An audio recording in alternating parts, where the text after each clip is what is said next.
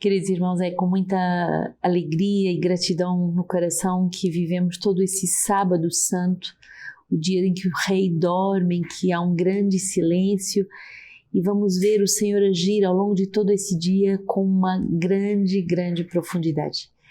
E hoje as leituras da Vigília Pascal, a missa das missas por excelência, é um grande retiro, é um grande mergulhar em todo o mistério de salvação do nosso Deus.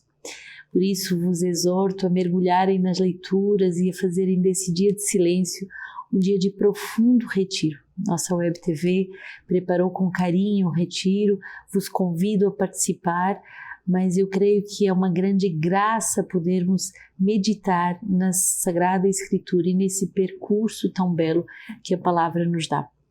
No nosso livro de vida nós temos vindo a meditar sobre a fé e o dom da fé hoje operando pela caridade. É o número 141 do nosso livro de vida. Pois em Cristo nem a circuncisão tem valor, nem a incircuncisão, mas apenas a fé agindo pela caridade. Gálatas 5:6. A vida no Espírito não é uma obediência a uma nova lei, a preceitos, mas ela é a fé operando pela caridade. Tiago 2:17-18. Assim também a fé, se não tiver obras, está completamente morta. De fato, alguém poderá objetar: tu tens a fé e eu tenho as obras. Mostra-me a tua fé sem obras e eu te mostrarei a fé pelas minhas obras. Então, nesse número, é muito claro que a fé, ela age, ela produz obras de caridade. Se quisermos ter uma fé sem as obras da fé, a nossa fé é vã. E somos justamente ajudados nesse tempo pascal a produzir essas obras da fé pela caridade. No número 142, o nosso livro de vida vai focar sobre o espírito de fé. As virtudes teologais se organizam sobre as nossas se enraizam sobre as nossas faculdades naturais. A fé sobre a inteligência, a caridade sobre a vontade e a esperança sobre a memória. As virtudes teologais vêm desposar as nossas faculdades. O próprio Espírito, Romanos 8,16, se une ao nosso espírito para testemunhar que somos filhos de Deus. O espírito de fé inspira os nossos pensamentos e as nossas ações. Deixemos-nos inspirar pela fé que nos conduz para o alto. 2 Coríntios 13:5, examinai-vos a vós mesmos e vede se estáis na fé, provai-vos, ou se não reconheceis que Jesus Cristo está em vós, a menos que não sejais aprovados no exame. O espírito de fé é caracterizado pela sabedoria divina. O Cristo crucificado é o seu próprio princípio. 1 Coríntios 1:24, mas por aqueles que são chamados tanto judeus como gregos, é Cristo, poder de Deus e sabedoria de Deus. A sabedoria dada pelo Espírito Santo inspira em nós este espírito de fé. Este é o contrário do espírito do mundo. No entanto, é realmente de sabedoria que falamos entre os perfeitos. Sabedoria que não é deste mundo, nem dos princípios deste mundo voltados à destruição.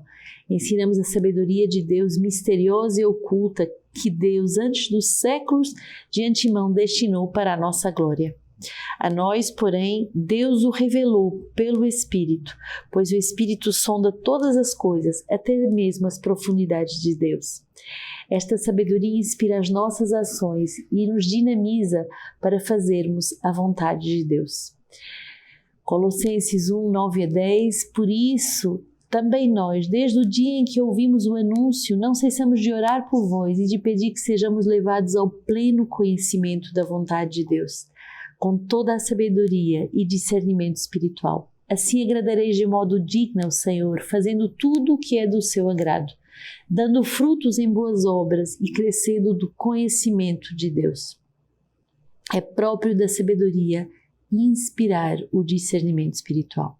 Pois o Senhor é o Espírito, e onde se acha o Espírito do Senhor, aí está a liberdade. Inteligência espiritual é oposta à gnose, ao conhecimento vinda do mundo.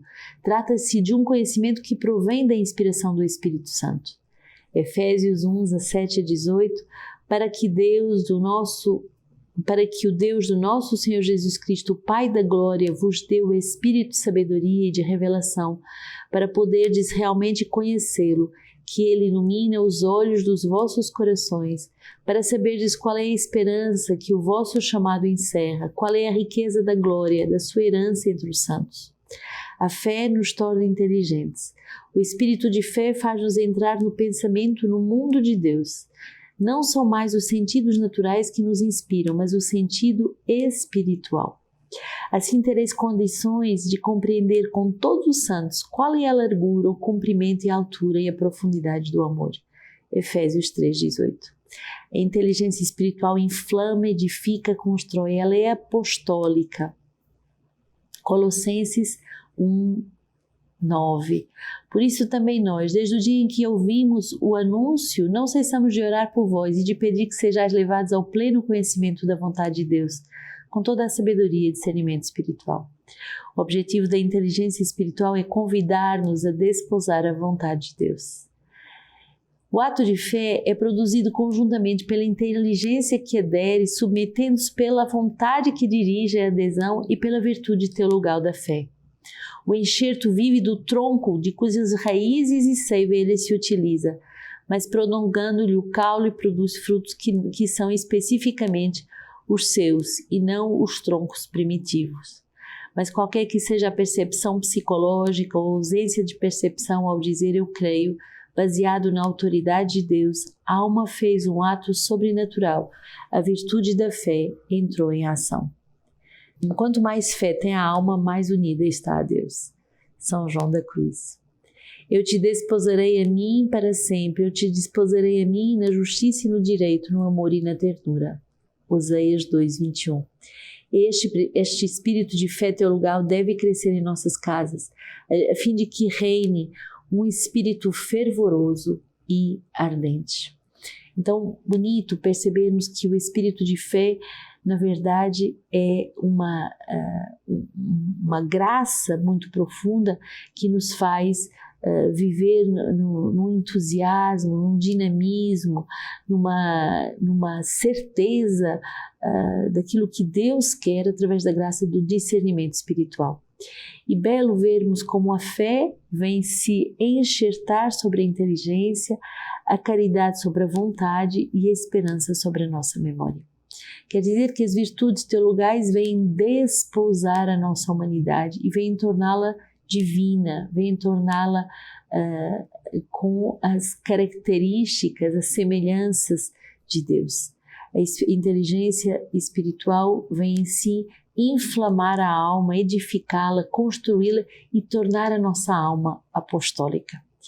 E essa frase de São João da Cruz é muito forte. Quanto mais uma alma tem fé, mais ela está unida a Deus.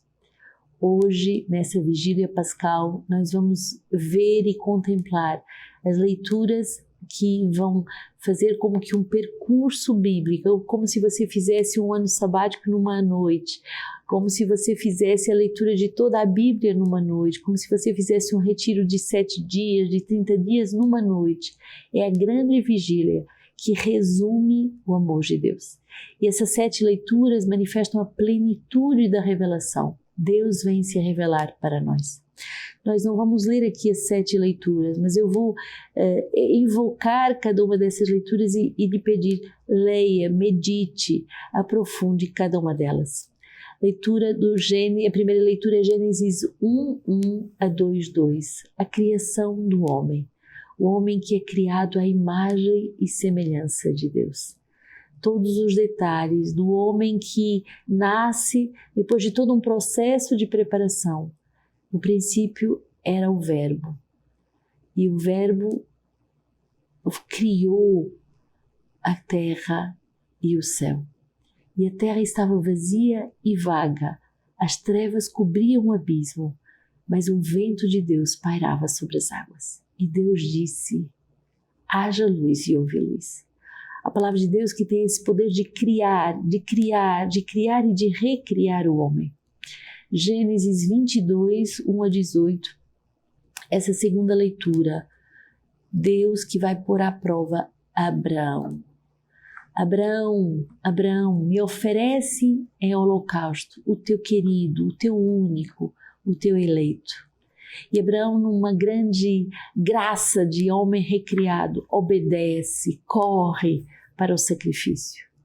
Senhor, nessa noite quer renovar a nossa obediência total, confiante a Deus, mesmo quando Ele nos pede grandes sacrifícios. Permanecei aqui. E Isaac, que é levado pelo seu próprio pai para o lugar do sacrifício, quando lhe pergunta onde está o cordeiro para o holocausto, Abraão vai responder: é Deus quem proverá o cordeiro para o holocausto, meu filho. Ele não sabia tão bem o que ele estava dizendo. Deus Pai providenciou o cordeiro para o holocausto e o cordeiro é Jesus. Terceira leitura, Êxodo 14, 15 a 15:1. Essa alegria de Moisés, que faz a experiência de ver que o mar se abre e os cavaleiros podem passar a pé enxuto. Quer dizer que o mar se abre, as águas do pecado vão recuar nessa noite, porque Deus vai abrir uma terra firme, porque Deus vai fazer com que o povo possa passar para uma nova etapa. O Senhor, naquele dia, salvou Israel das mãos dos egípcios, e Israel viu os egípcios mortos à beira-mar, todos aqueles inimigos da salvação. Quarta leitura, Isaías 54, 5 a 14. O teu Deus é o teu esposo e é o teu Criador. Uma das leituras mais bonitas. Por um amor eterno, diz o Senhor, o teu Redentor. No momento de cólera escondi o meu rosto de ti, mas me compadeci de ti, levado por um amor eterno, diz o Senhor, o teu Redentor. Serás edificada sobre a justiça, livre da opressão, nada terás a temer, estarás livre do terror, com efeito, ele não te atingirá. A promessa que Deus vem desposar a alma. Ele é aquele que vem cuidar da alma. E olha que bonito esse versículo 6, quando ele diz: como uma esposa abandonada e acabrunhada, o Senhor te chamou, como uma mulher da sua mocidade que tinha sido repudiada, diz o teu Deus. Por um pouco de tempo te abandonei, mas agora com grande compaixão vou recolher-te. O Senhor que quer recolher a sua amada, rodeá-la de amor, de ternura, de compaixão. Quinta leitura, Isaías 55. Todos os que têm de sede, vinde a água, e a água abundante da palavra de Deus. Tu me chamastes uma nação que não me conhece, uma nação que não me conhece correrá a ti, por causa do Senhor teu Deus. Com efeito, os meus caminhos não são os vossos caminhos, os meus pensamentos não são os vossos pensamentos. O Senhor que envia sede e fome da sua palavra, o Senhor que envia o desejo de conhecê-lo, o Senhor que envia o desejo e a sede de sermos um povo recriado, um povo que se deixa desposar, mas também um povo que entra no pensamento de Deus, no caminho de Deus, nos desígnios de Deus. Sexta leitura, Baruque 3, 9 a 15, 32 até 4:4. Escutai e conhecereis a prudência. Escutai os mandamentos. Onde está a prudência está a força e a inteligência. Escutai, escutai. Bem-aventurados somos nós, pois aquilo que agrada ao Senhor Deus nos foi revelado. Não só Deus nos desposa, depois de nos ter recriado, de nos ter chamado à sua intimidade, mas Deus nos mostra os seus caminhos e nos ensina prudência, força e inteligência. Através da escuta da palavra de Deus, nós entramos nesse grande desígnio de união a Deus. Escutai porque aquilo que agrada a Deus nos foi revelado. Sétima leitura, Ezequiel 36, 16 a 18, 28. Purificar-vos-ei de todas as vossas imundícias, de todos os vossos ídolos imundos, dar-vos-ei um coração novo, porei no vosso íntimo um espírito novo. Tirarei do vosso peito o coração de pedra e vos darei um coração de carne. Sim, porei no vosso íntimo o meu espírito e farei de que andeis de acordo com os meus estatutos e que guardeis as minhas normas e as pratiqueis. Eu serei o vosso Deus.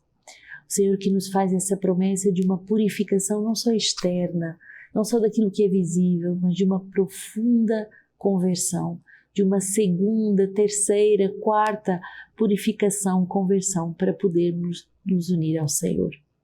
Essas 7 leituras do Antigo Testamento são acompanhadas com 7 salmos. E essa vigília pascal é lindíssima, de júbilo, de alegria, de podermos cantar a salvação de Deus, que nos cria, mas não só nos cria, nos salva, nos recria, nos santifica, nos une a Ele numa união transformante.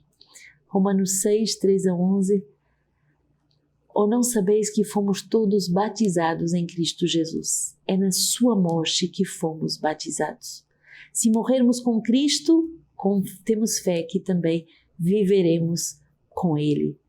Sabendo que Cristo, uma vez ressuscitado dentre os mortos, já não morre, e a morte não tem mais domínio sobre Ele, porque morrendo, Ele morreu para o pecado uma vez por todas, mas vivendo, Ele vive para Deus. São Paulo nos exorta nessa noite a morrermos uma vez por todas para o pecado e a vivermos como um povo santo, um povo que está vivo para Deus. E por último, o evangelho dessa noite, Lucas 24, 1 a 12. Maria Madalena, que ainda muito cedo, com as santas mulheres, vão ao túmulo de Jesus, levando os aromas que haviam preparado.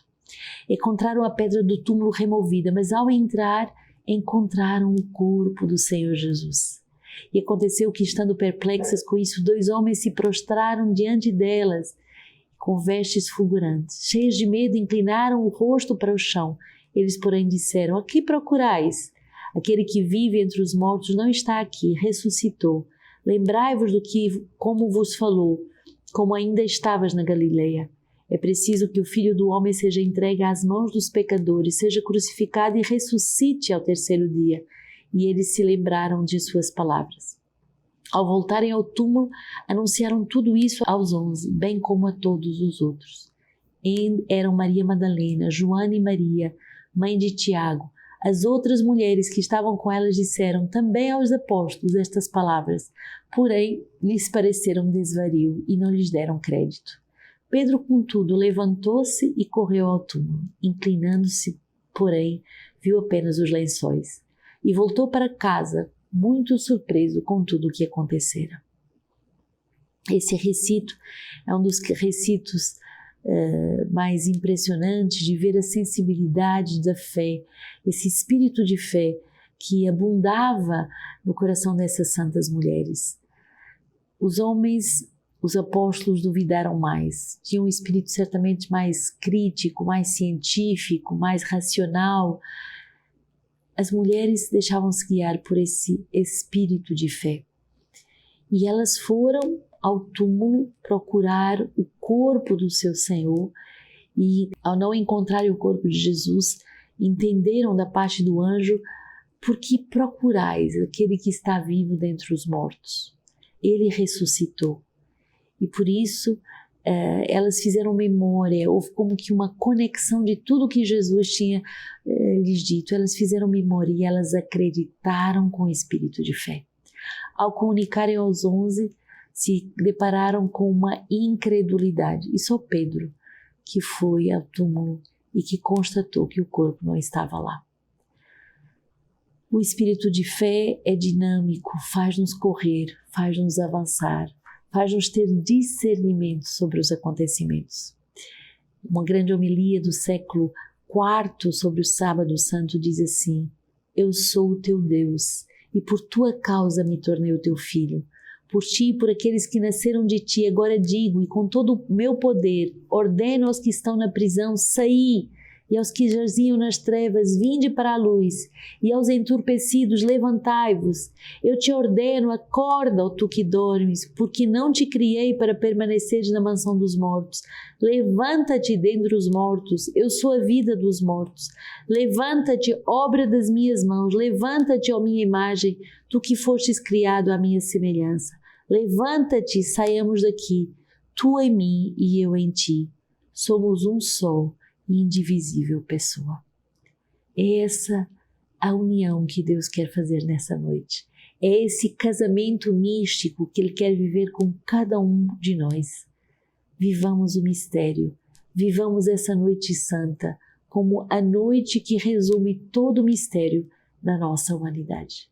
Que Deus seja louvado por aquilo que Ele criou, recriou e santificou em cada um de nós.